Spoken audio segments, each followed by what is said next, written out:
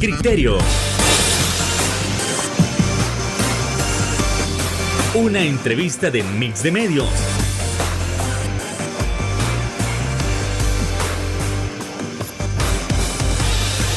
Que aborda frontalmente los problemas de El Salvador con los verdaderos protagonistas y plantea soluciones.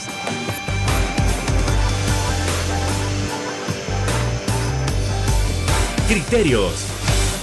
Hola, ¿qué tal? Muy buenas noches, sean todos y cada uno de ustedes bienvenidos a una emisión más aquí en Criterios en este lunes 17 de abril del año 2023. Qué gusto que usted nos puede estar acompañando para comenzar una nueva semana cargada de temas de alta relevancia, temas de carácter político, económico, social, cultural. Y bueno, en ese aspecto nosotros vamos a estar analizando las críticas que se vienen desde el exterior hacia lo que ha sido el régimen de excepción. Como tal, nosotros nos vamos a seguir preguntando, ¿es que estas instituciones, estos países, estas personalidades tienen razón de decir que hay una violación de los derechos humanos con respecto al régimen de excepción? ¿O es que como tal es aquí lo que nuestra ciudadanía entiende que tiene la razón, aquí la ciudadanía, porque está viendo los resultados de un país mucho más seguro, de un país sin pandilleros? Además, vamos a estar analizando el trabajo de la actual Asamblea Legislativa. Esto, desde luego, con nuestra invitada estelar. Estamos hablando de la honorable diputada de la Asamblea Legislativa, Dania González. ¿Qué tal, diputada? Muy buenas noches.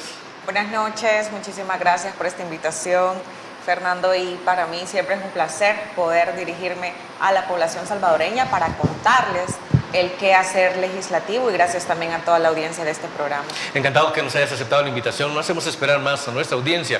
Vamos entrando en materia con ese primer tema sobre las críticas que desde hace varios meses se vienen contra el régimen de excepción. A ver, realmente para nadie es un secreto que desde el inicio distintas instituciones, distintos organismos internacionales han dicho el régimen de excepción solo hace violar los derechos humanos de toda la ciudadanía.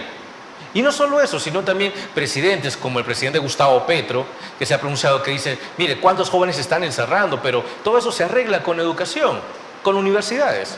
Pero entonces, ¿con qué nos quedamos cuando aquí las estadísticas y la población está diciendo, mire, realmente en el pasado jamás velaron por los verdaderos derechos? Diputada, por favor, ¿cómo se pueden ver estas críticas?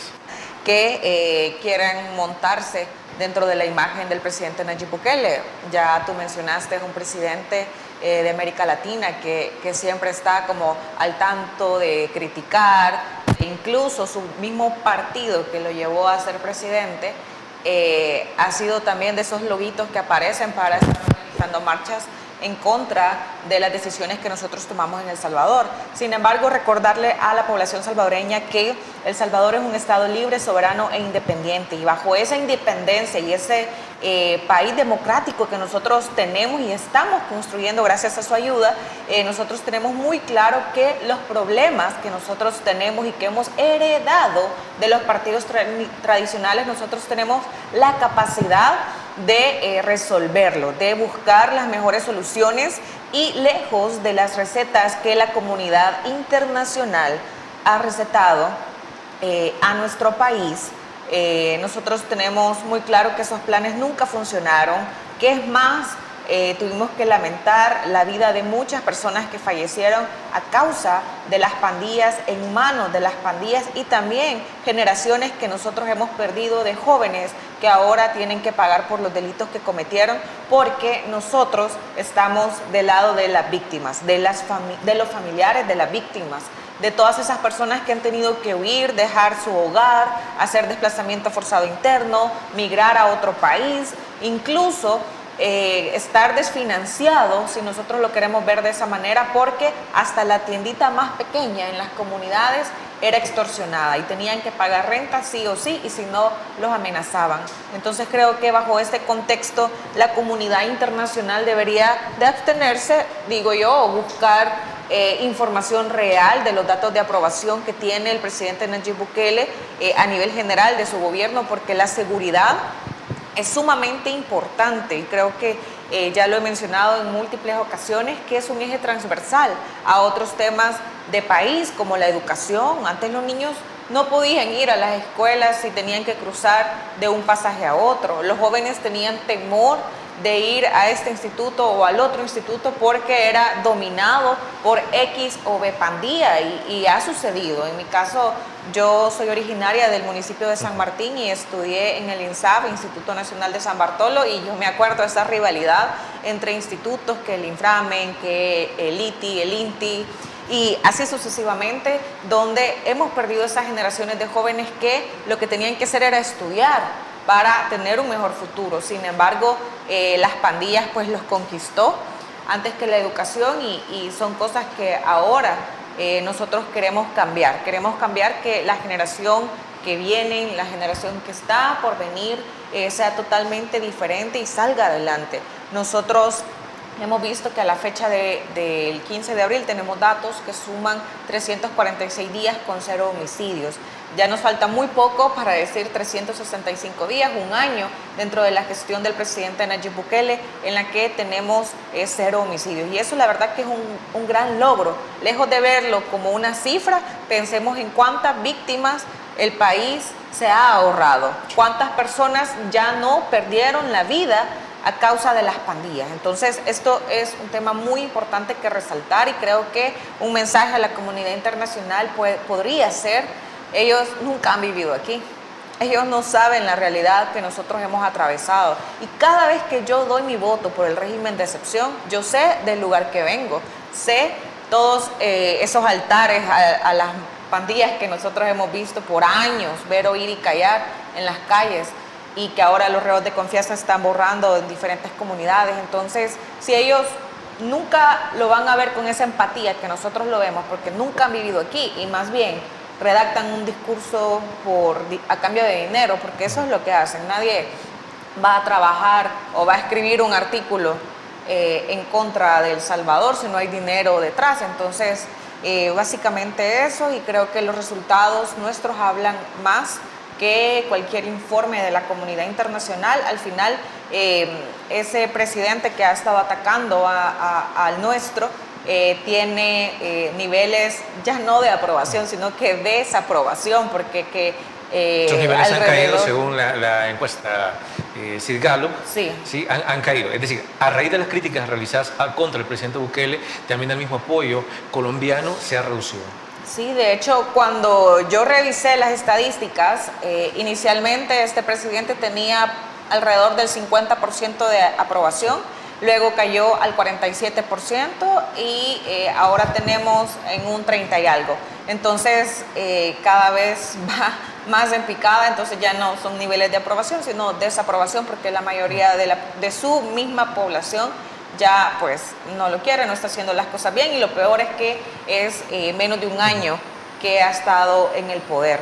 Nuestro presidente Nayib Bukele ya casi van a ser 4 años de estar con el pueblo salvadoreño, y estos 4 años él ha demostrado su capacidad, su liderazgo y sobre todo valentía. Y esta bancada CIAN que lo acompaña también para dar gobernabilidad, ya que esto no hubiese sido posible tampoco si nosotros tuviéramos la vieja Asamblea Legislativa. Así que el presidente Castro lo decía el día de ayer en un evento en San Salvador, que lo mejor está por venir. Y sí creo mucho en esas palabras, porque en 4 años nosotros hemos sacado a nuestro país adelante. Tenemos el presidente mejor evaluado de América Latina, tenemos también un país muchísimo más seguro. Se ha logrado reducir la tasa de homicidios en un 85% en el transcurso del periodo del presidente Nayib Bukele, y tomemos en consideración que a partir del 1 de mayo del 2021 empezó la verdadera gobernabilidad, porque antes de eso teníamos una pandemia también de sanitaria. ¿Constantes bloqueos para el presidente? ¿Cómo? ¿Constantes bloqueos hacia el presidente? Exactamente, constantes bloqueos a raíz de una asamblea legislativa obsoleta que nunca pensaba en la población, sino en oponerse a todo lo que venía del presidente Nayib Bukele. Vamos a continuar con el análisis sobre el régimen de excepción y el éxito o las críticas tras la pausa comercial. Volvemos. Te van a cambiar el micrófono. Bueno.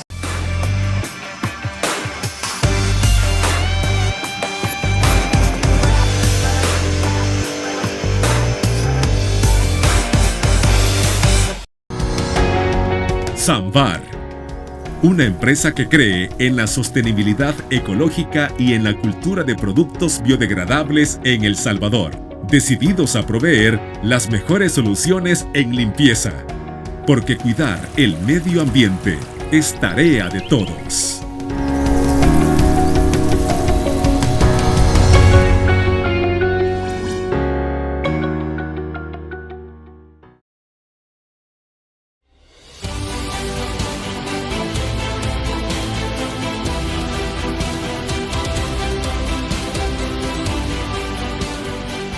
Nuestro compromiso, nuestra pasión, son algunas de las cosas que nos caracterizan como salvadoreños. Farmacia La Buena, la farmacia de todos.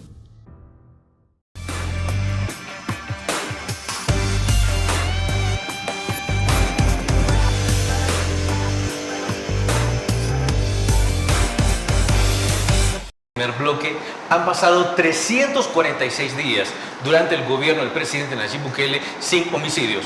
Haciendo una comparativa con el gobierno anterior, el gobierno del prófugo Salvador Sánchez Serén, se está hablando de que en ese gobierno apenas hubo un día en que el exdirector de la Policía Nacional Civil, Howard Cotto, declarara sin homicidios. Un solo día. Imagínese usted comparado contra los 346 días sin homicidios de la actual gestión.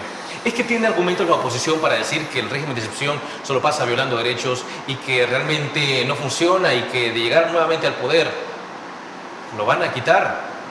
¿En qué nos quedamos? ¿Funciona o no funciona? ¿Tiene moral o no tiene moral? Diputada, por favor.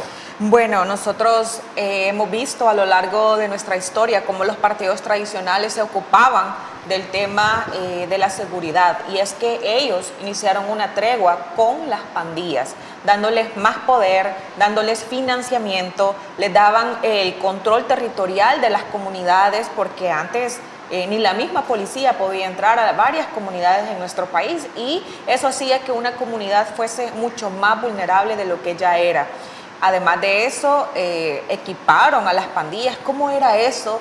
Que las pandillas tenían mucho más armamento, mucho más herramientas, mucho más tecnología que la misma policía. Entonces eran cosas que se debían de cambiar, claro está. Sin embargo, ellos tenían ya sus pactos con estas maras. De manera electoral también fueron favorecidos, y ahí nosotros vemos al que trató de ser presidente de El Salvador, que tiene un sueño frustrado, que es Norman Quijano, y que ahí anda huyendo de la justicia del país, porque es tan evidente y existen pruebas contundentes que la Fiscalía ha mostrado en algunas ocasiones, en la cual se veía a él y también al exalcalde de San Salvador, Ernesto Mason, dándole dinero a las pandillas para que fueran favorecidos en materia electoral. Y eso no se queda corto, a comparación también de que la dirigencia del partido Arena y también estos líderes de ese partido en varias ocasiones propusieron que se llevaran las urnas a los centros penitenciarios para que las pandillas pudieran ejercer sus derechos civiles y ejercer el sufragio, obviamente favoreciendo.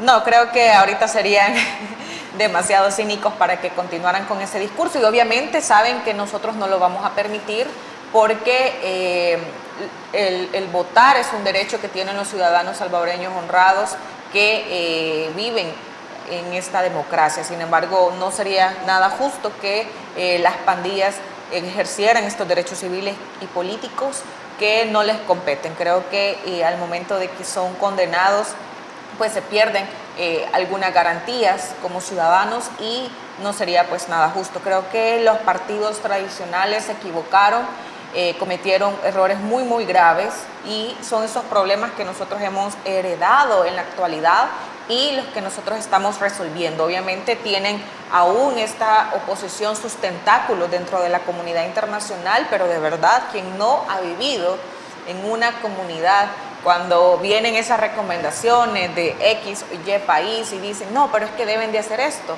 pero el presidente ya les ofreció a toda la comunidad internacional, los pandilleros, al 2x1, de verdad, que se lo lleven a sus países si ellos quieren opinar, si ellos quieren meter sus narices, si tanto quieren donde no los han protegerlos. llamado, correcto. Ok, entonces como tal, la oposición, a pesar, como usted dice, diputada, de tener sus tentáculos a nivel internacional, no cabe ningún argumento que puedan decir quiten el régimen de excepción porque la población tiene terror, la población tiene miedo, cuando lo que se está viendo, incluso, ya que acabamos de pasar la Semana Santa, un 40% en el ingreso de extranjeros solo para disfrutar esta semana. ¿Acaso eso no es un resultado, no es una evidencia como tal del funcionamiento del régimen de excepción? Claro, es sumamente evidente que nosotros lo podemos ver en los números, toda esa llegada de turistas extranjeros. Podemos ver incluso el recibimiento que hace la comunidad, los niños, las familias salvadoreñas al personal de la Fuerza Armada y Policía Nacional Civil cuando ellos entran a las comunidades. De verdad es increíble. Aquí la población no tiene temor alguno, obviamente la población honrada y trabajadora, lo repito, porque si alguien le debe a la justicia, creo que son de los primeros creativos que salieron escondiéndose en una pila, en un ataúd, huyendo del país. Entonces, obviamente quien le debe a la justicia debe de preocuparse. Sin embargo, la mayoría de las personas que sabemos que son esas familias trabajadoras están sumamente tranquilos, viven en un ambiente de paz, en un ambiente de libertad. Vemos cómo los salvadoreños ahora salen a las diferentes plazas públicas, los conciertos, la economía también ha mejorado, aparte que la población se está ahorrando extorsiones. Ahora ellos pueden disponer de una mejor economía con los ingresos a los comercios y emprendimientos a nivel local que existen, porque ese clima de seguridad atrae muchísimas inversiones, muchísimos turistas, y el turismo, nosotros ahí lo pudimos observar, que ha sido la Semana Santa más segura en la historia de nuestro país. Las diferentes actividades religiosas también fueron un total éxito. Lo hablábamos el día de ayer con el padre de la Catedral del Calvario, de la Iglesia del Calvario, y para nosotros pues es sumamente importante esas opiniones, que sí son las que tienen una validez para nosotros.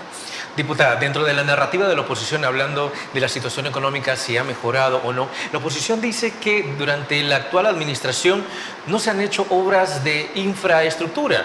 Dice ellos, bueno, ¿cómo se van a hacer obras de infraestructura si no se le ha invertido a la economía? Ellos dicen que la economía está estancada. Nosotros, al final, lo que queremos saber es si hay razón en lo que se está diciendo, se esperaban más obras de infraestructura, no se ha hecho nada, o se ha hecho más de lo que ellos han considerado hasta el momento. Diputada, ¿se han hecho o no se han hecho obras de infraestructura? No, claro, y es sumamente evidente, la población es testigo de eso. Tenemos la Dirección de Obras Municipales que está al día con la población en las diferentes comunidades, el Plan Bacheo Nacional que fue impulsado por el presidente Nayib Bukele. Esto obviamente tiene los fondos del presupuesto 2023 necesarios para poder ejecutarse. De hecho, en la plenaria pasada, la plenaria 102, nosotros aprobamos incorporar a obras públicas la cantidad de $20 millones para poder construir diferentes proyectos de infraestructura que van a beneficiar a habitantes de Morazán, de San Vicente, de Sonsonate, de San Salvador, Santa Tecla, tenemos La Libertad, San Miguel, entre otros que son sumamente importantes. Vemos una infraestructura y proyectos que yo lo podría decir, megaproyectos de infraestructura que están descongestionando el tráfico también, no solo en San Salvador, sino que también en arterias principales de los departamentos antes mencionados. Nosotros sí vemos unas mejoras, sin embargo, una obra de infraestructura pues lleva su tiempo. El ministro de Obras Públicas recientemente publicó que ya se adjudicó el proyecto del viaducto de Los Chorros. Entonces, si se fijan, es un proceso.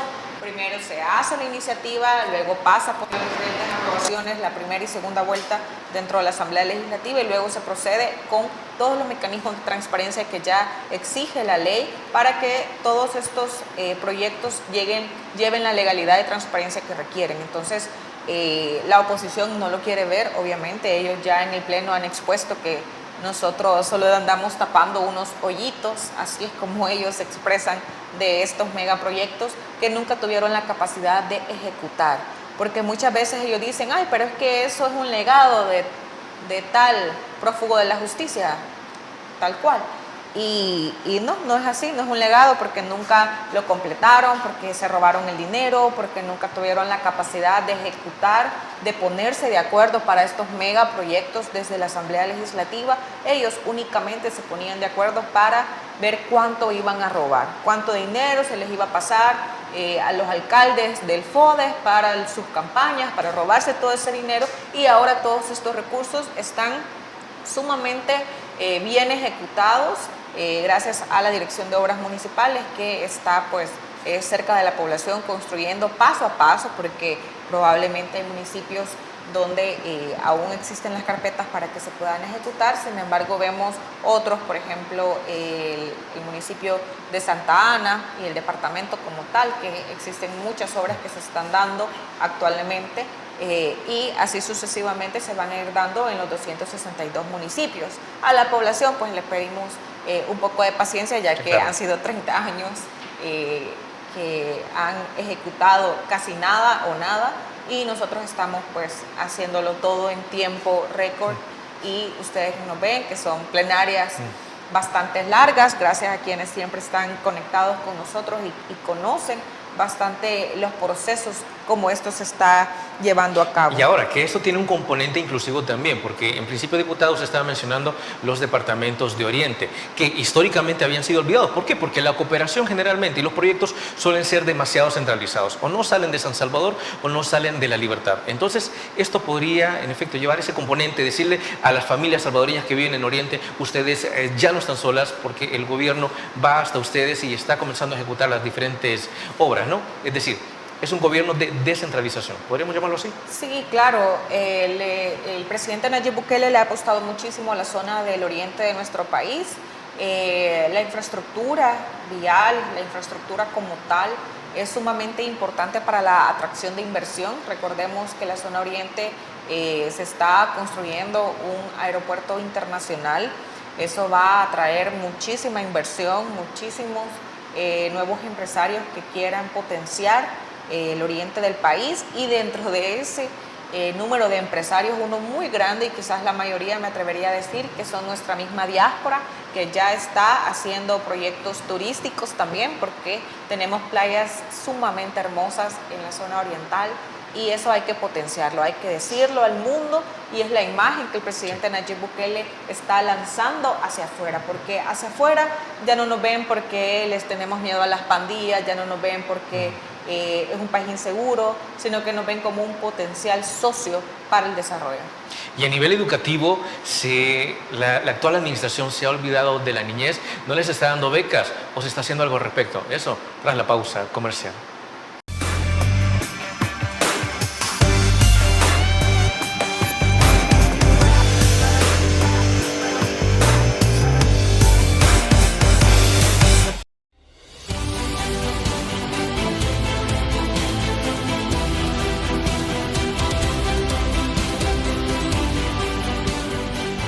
Nuestro compromiso, nuestra pasión, son algunas de las cosas que nos caracterizan como salvadoreños. Farmacia La Buena, la farmacia de todos.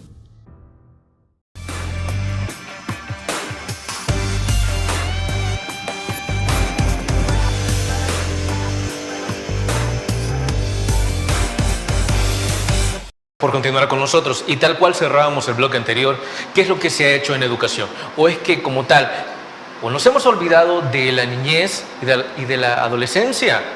¿O es que de verdad en esta administración se ha dado un impulso? Y con las becas, ¿cómo estamos? Estas denominadas becas a Roque Dalton, ¿es algo que nuestros jóvenes necesitaban? ¿Es algo que va a cambiar sus vidas? ¿Cómo se le está apostando en materia de educación? Por favor, diputada.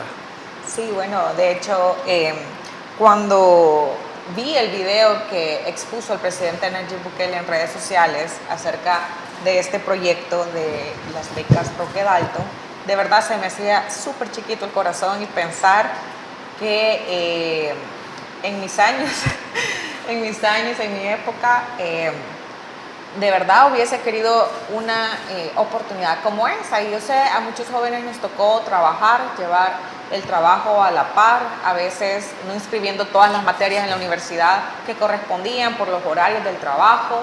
Y ahora que los jóvenes lo tienen todo y que el presidente hizo énfasis en todo, para que ellos puedan salir adelante, puedan tener un mejor futuro, y creo que son las generaciones que vamos a rescatar, porque son esos jóvenes que en algún momento tuvieron que hacer la elección entre quiero ser un joven de bien, estar con este plan de vida versus ingresar a las pandillas. Entonces, estas son las generaciones que sí valen la pena para El Salvador, las que nosotros estamos transformando, y creo que los jóvenes ahora tienen una gran oportunidad para salir adelante, para ser profesionales en medicina, en ciencias jurídicas, en cualquier cosa que a ustedes se les ocurra. Creo que es el mejor momento para que nuestros jóvenes puedan tener estas alternativas. Si nosotros vemos el video, son familias que lo necesitaban muchísimo, y con esto pues nosotros vamos a seguir apoyando cada una de las estrategias en materia de educación para el presidente.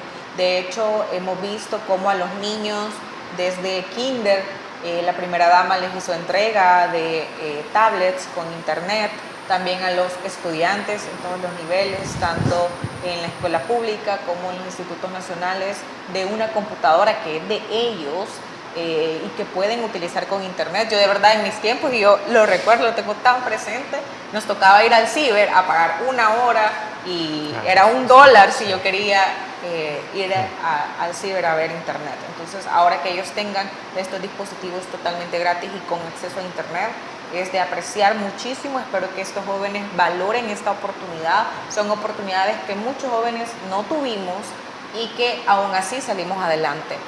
Por otro lado, también en materia de inversión digital, que tiene mucho que ver con la educación, también se ha ampliado la banda para el internet en las diferentes escuelas de nuestro país, con la llegada de Starlink a El Salvador, que es un internet satelital muy famoso a nivel internacional, y que ahora nuestros jóvenes, nuestros niños van a tener internet de primera calidad, una calidad bastante grande. Y también mencionar que hemos sido los primeros en la región de Centroamérica en poder obtener este servicio. Mencionar también que en la parte de Starlink es reconocido también como un internet de alta calidad. Es decir, no estamos hablando de que a media clase se le va a estar cortando y usted va a tener que estar llamando. No, estamos hablando de algo sumamente bueno, como decía el presidente en su momento, que lo público tiene que ser igual o mejor que lo privado. Correcto, y bajo esa perspectiva los jóvenes tienen computadoras de primera calidad. Por eso también los jóvenes que han recibido esta beca, nosotros pudimos apreciar dentro de la carta que ellos van a tener absolutamente todo, su gasto, su comida, su transporte, su hospedaje, una computadora, internet gratis, y todos estos recursos, la verdad, ellos lo deben de utilizar de la mejor manera para ser esos profesionales del día de mañana que nuestro país necesita. Por todo lo que nosotros estamos haciendo, vienen muchas empresas acá a nuestro país. De hecho, también estamos discutiendo dentro de la Asamblea Legislativa, en la Comisión de Economía se encuentra una iniciativa por parte del presidente Nayib Bukele, donde está brindando beneficios a empresas en materia de manufactura tecnológica, y eso va a ser muy importante porque la innovación y la manufactura tecnológica va a tener un gran impacto para esas posiciones y empleos que se van a estar generando en nuestro país. Entonces debemos de tener también jóvenes capacitados en esta materia por la llegada de todas estas empresas que nosotros estamos incentivando dentro de la economía nacional a que puedan instalarse acá y así pues generar fuentes de empleo local. Algo importante con las becas Roque Dalton es que, diputado, usted mencionaba al principio del bloque que en su momento muchos estudiantes tenían que elegir: ok, tengo que estudiar, pero a la misma vez trabajar. ¿Y qué pasa si usted vivía en los rincones más alejados del país? Es decir, tenía que mudarse. Es decir, usted estudiaba, pero a la vez tenía que pagar el alquiler, ¿no? Tenía que pagar alimentos, aunque usted tuviera una beca, pero igual tenía que trabajar para poder costearse la vivienda, tan siquiera. ¿Qué es lo que sucede ahora? Lo que las becas Roque Dalton le están dando es absolutamente todo. Ya no tiene que preocuparse por, es que quizás no me va a alcanzar para la vivienda, quizás no me van a alcanzar para los alimentos, porque lo que se le está dando es una gran oportunidad y usted lo único que tiene que poner es su esfuerzo para seguir obteniendo esos frutos en las distintas universidades, porque entiendo que en eso consiste la beca. Sí, de hecho tú mencionaste algo muy clave que es que los jóvenes pongan de su esfuerzo.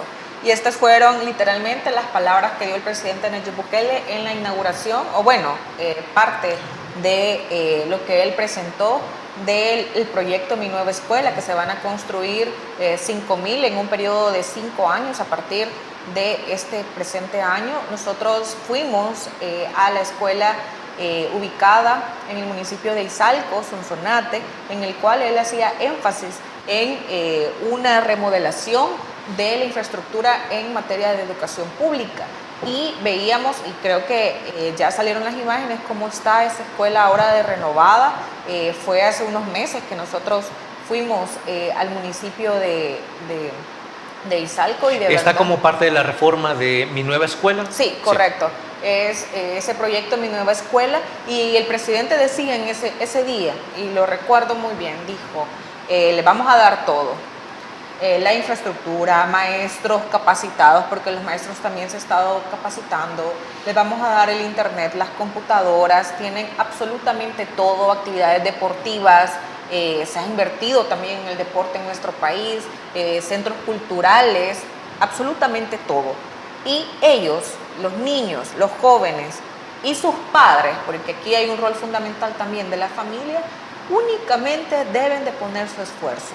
Ellos tienen que elegir entre ser ciudadanos de bien o si quieren terminar como las imágenes que nosotros vemos actualmente de esas personas que le han hecho daño a nuestro país. Entonces creo que el mensaje es claro.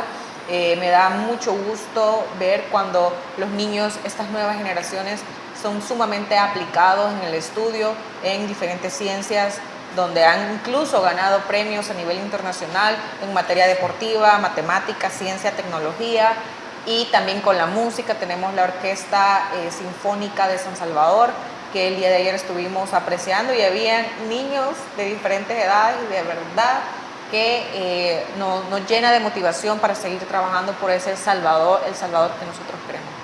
Y hablando de niñez, hablando de infancia, ¿qué es lo que se ha hecho en los últimos días respecto a intentar proteger, digamos, ya se ha decretado algún día nacional contra los crímenes hacia la niñez, hacia la infancia? ¿Qué es lo que ha hecho la Asamblea Legislativa en los últimos días? Bueno, se propuso el Día Nacional de la Lucha contra la Impunidad de Crímenes contra Niños, Niñas y Adolescentes. Este tema fue inspirado también bajo el caso de Katia Miranda, que fue un caso muy controversial en nuestro país, que data de 1999 y donde la justicia no estuvo del lado de la víctima y de los familiares de la víctima. El 13 de marzo, de ahora en adelante vamos a conmemorar ese día, vamos a recordar y con eso se busca también la visibilidad de estos casos y que no queden en la impunidad. Recordemos, nuestro sistema judicial ha sido pues bastante corrupto, por decirlo de esa forma, donde nunca propició la justicia para las verdaderas víctimas, siempre estuvieron del lado de los criminales, de los que hacían daño en la sociedad. En este caso pues hubieron muchas preguntas, muchas dudas que no se lograron esclarecer por todos esos vicios y esos vacíos que promovió nuestro mismo sistema judicial por los nombres y las personas que estaban involucrados en el caso y que estaban muy cercanos y tenían puestos incluso de mandos dentro de los gobiernos anteriores. Entonces ahí nosotros podemos ver que en los partidos tradicionales y en los gobiernos anteriores nunca les importó los verdaderos valores de la familia tampoco. Lo que se está haciendo con la niñez lo podemos entender como una especie de justicia restaurativa. Bueno, nosotros buscamos visibilizar, poner dentro de la palestra pública que en ningún caso quede impune. Nosotros hemos hecho diferentes reformas también dentro del ámbito judicial que esperamos poco a poco exista pues esa depuración de malos jueces, de jueces que se han vendido a la corrupción, de jueces que se han vendido ante el crimen, y esperamos pues que esto ya no se siga dando. De igual forma, nosotros dentro del sistema judicial, por muchos años nosotros incluso veíamos cómo los jueces que tenían que administrar la justicia para los salvadoreños de bien, siempre estuvieron del lado de los criminales. Ahí andaba un video, por ejemplo, en el cual el juez literalmente cuestionando de una forma de verdad tan cínica al policía por haber capturado a un pandillero. Y de verdad, así estábamos. Así estaba nuestro sistema judicial, y ya no digamos contra los casos de niños, contra casos de inocentes, de adolescentes, de niños que al final pues solo querían estar con su familia y que ellos no pudieron administrarlo de la mejor manera. Entonces eso los convierte en cómplices, y nosotros no queremos pues que ningún caso quede impune. Y qué bueno saber que la Asamblea Legislativa en la actualidad se está dedicando también a que ningún caso vuelva a quedar impune, y a que aquellos que quieren hacerle daño a nuestra infancia se lo piensen dos veces. Pausa y volvemos.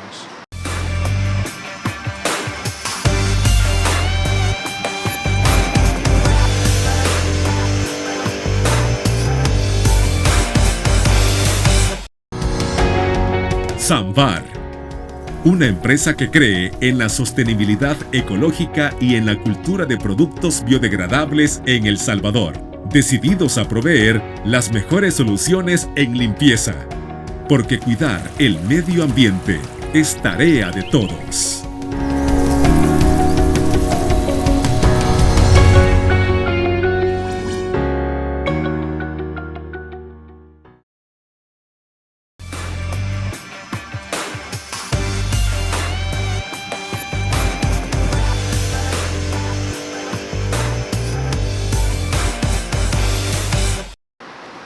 Gracias por continuar con nosotros. Y en los bloques anteriores ya se hablaba de la rehabilitación de espacios de carácter deportivo, de carácter cultural para la ciudadanía salvadoreña.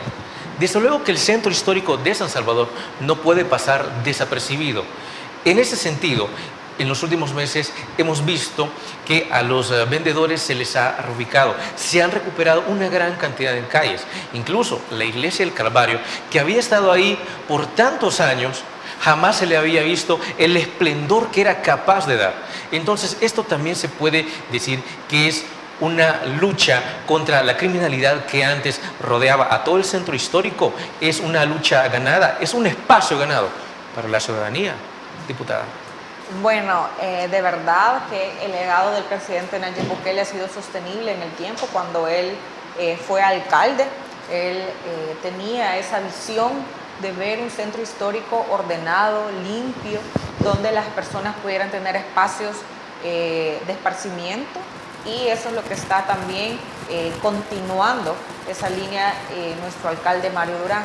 El día de ayer acompañamos a la Orquesta Sinfónica de San Salvador a un evento que tuvo frente a la Iglesia del Calvario, y la verdad estuvo muy lleno de personas, muy lleno de capitalinos que ahora se sienten sumamente seguros y felices de poder estar dentro de esos eventos culturales que al final son muy buenos para nosotros. Salir un fin de semana al centro histórico, caminar, ir a ver un evento, un concierto como este, que han sido parte de los legados que dejó el presidente Nayib cuando él fue alcalde.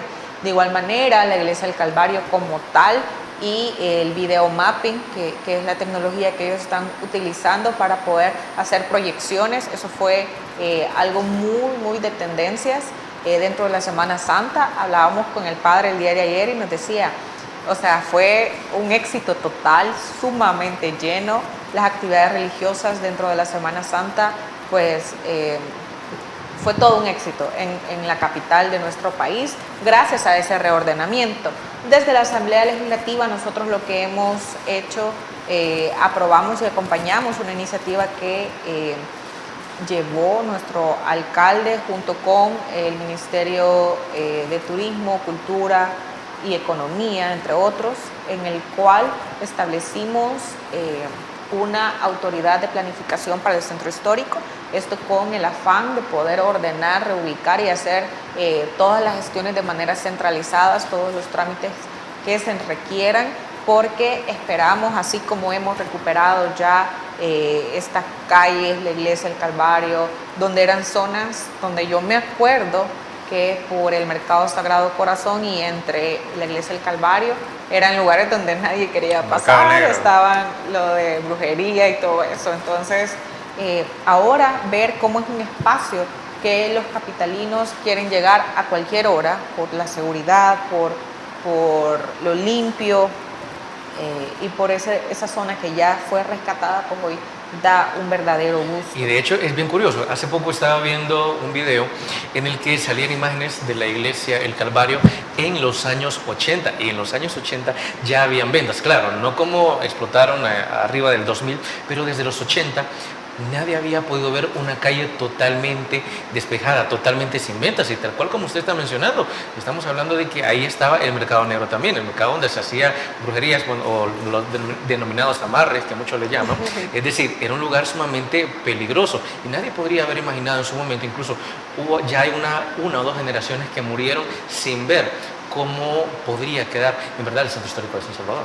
Bueno, y también veíamos que esto es fruto también del régimen de excepción y de las medidas en materia de seguridad que implementó el presidente Nayib Bukele, porque toda esa zona, digamos que dominaban las pandillas, pero literalmente el padre nos explicaba ayer cuál era la zona limítrofe entre X pandilla y la otra pandilla. Incluso el padre, el sacerdote, tenía que conocer esos límites. Sí, ahí estaban sumamente bien marcados, y ahora pues ese temor nosotros ya no lo tenemos. Yo, como te digo, fui el día de ayer y me sentía sumamente segura.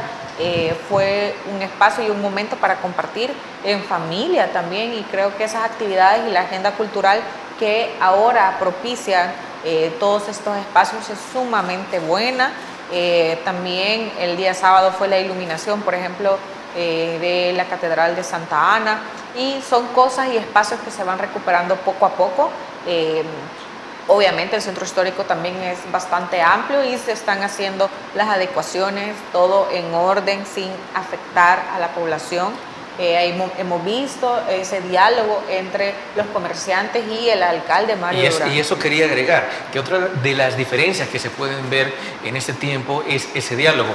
En su momento, si ustedes recordarán, cuando el exalcalde capitalino Norman Quijano, sí, estaba al frente, se dieron demasiados incidentes donde iban a incendiar los diferentes puestos de los vendedores. Incluso la misma policía, los mismos agentes del CAM llegaban a golpearles, o incluso, digamos, en algún caso hasta les disparaban. Es decir, era totalmente inconcebible de que en aquel momento se utilizara la violencia en comparativa con el diálogo que se ha establecido, y que ellos voluntariamente se han accedido a retirarse de esos espacios para ser reubicados. Claro, este diálogo es sumamente importante, y creo que acá es una muestra de que todos los actores intervienen en la toma de decisiones. Obviamente han tenido que ceder esos espacios, y ellos saben de que es para mejorar nuestra capital.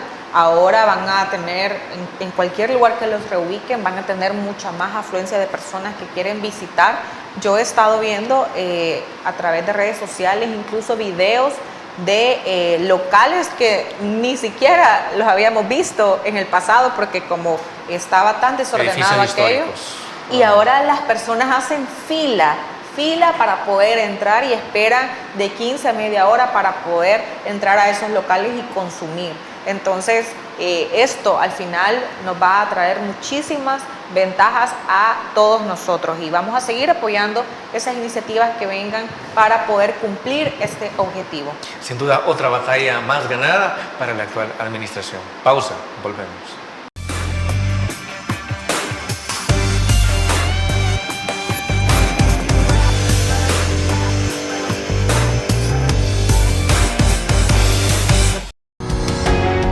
Samvar, una empresa que cree en la sostenibilidad ecológica y en la cultura de productos biodegradables en El Salvador, decididos a proveer las mejores soluciones en limpieza, porque cuidar el medio ambiente es tarea de todos.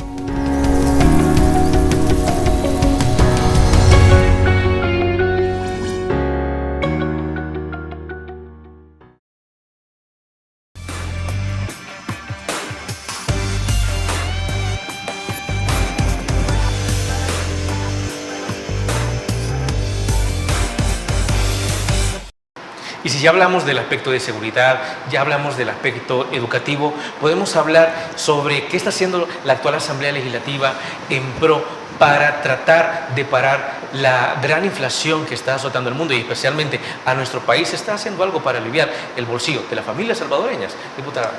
Sí, bueno, en este aspecto muy importante recalcar que se está atravesando una crisis económica a nivel mundial. Muchos de los efectos a raíz de problemas internacionales pues tienen que ver muchísimo en la economía de nuestro país y en toda esa cadena de suministros y cadena de valor para los diferentes productos que nosotros consumimos. Dentro de ellos, nosotros el año pasado, en junio de 2022, nuestro presidente Nayib Bukele junto con el Gabinete Económico enviaron a la Asamblea Legislativa una ley transitoria para el combate de la inflación de precios de productos básicos.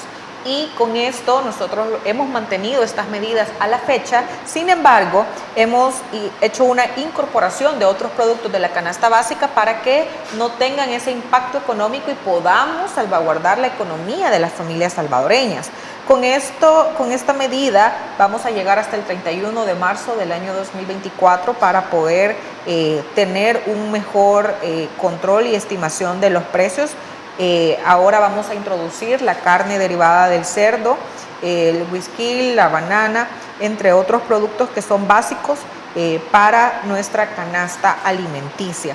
En la misma perspectiva también nosotros hemos visto que en este tiempo, en esta semana de hecho, vamos a tener una reducción del 4.3 de la reducción del costo de la energía eléctrica, y esto es sumamente positivo porque lo anunció la Superintendencia General de Electricidad y Comunicaciones, la SIGED, y entró en vigor el pasado 15 de abril. Así que esa reducción se va a ver trasladada también en nuestra factura y es sumamente importante porque al final esto viene a aliviar la economía de los salvadoreños.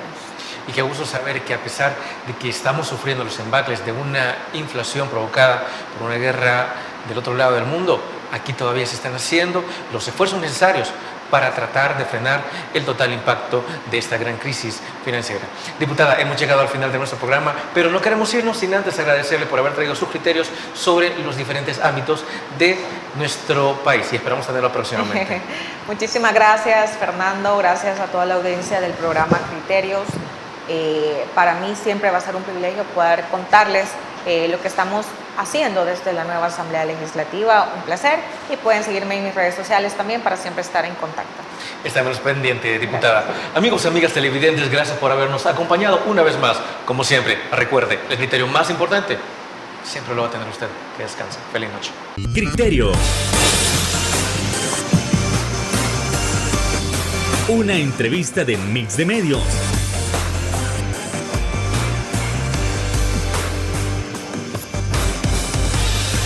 Que aborda frontalmente los problemas de El Salvador con los verdaderos protagonistas y plantea soluciones.